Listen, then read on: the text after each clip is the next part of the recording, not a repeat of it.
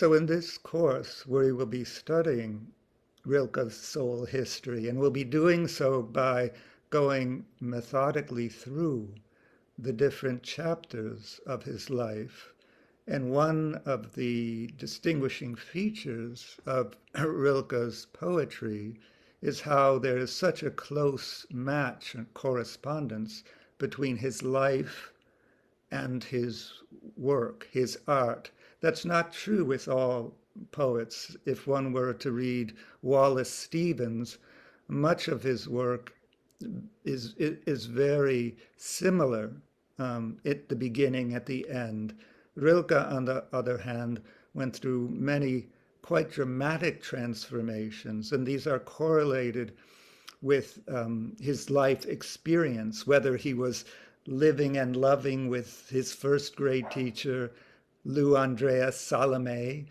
or whether in the next chapter he was now acting as secretary for the great sculptor Auguste Rodin and assimilating Rodin's sculptural aesthetics into his own medium of the poetic word,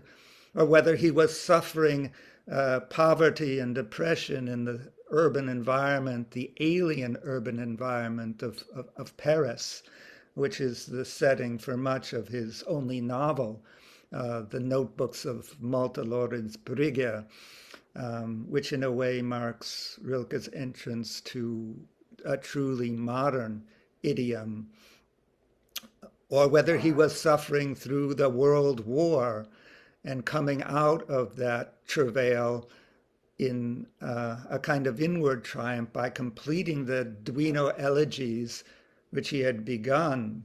just shortly before the war in 1912, and took 10 years to complete. So in the course of the class, we will go through in the order, the lived order of his experience, these various chapters of his life, and be examining or probing or exploring that life through the lens of the poems and prose that he wrote at a given period. We'll go from his early immature work to the great Book of Hours, to his stay at the artist colony in Worpswede, where he met his future wife, Clara Westhoff, to the new poems written under the tutelage of Rodin, and the great novel, sometimes compared with Proust's Remembrance of Things Past, the Notebooks of Malte Lorenz Brigge, and then through to the great late masterworks, the twin of the Duino Elegies and the sonnets to Orpheus, the latter work, the sonnets, being in a way a culmination and distillation of the tremendous soul odyssey that characterizes Rilke's oeuvre. And throughout, we'll be looking at quite a number of poems in my own translation. And just to give you a flavor of that, let me recite a poem which we may work with near the beginning of the course, because it's a poem that in effect announces our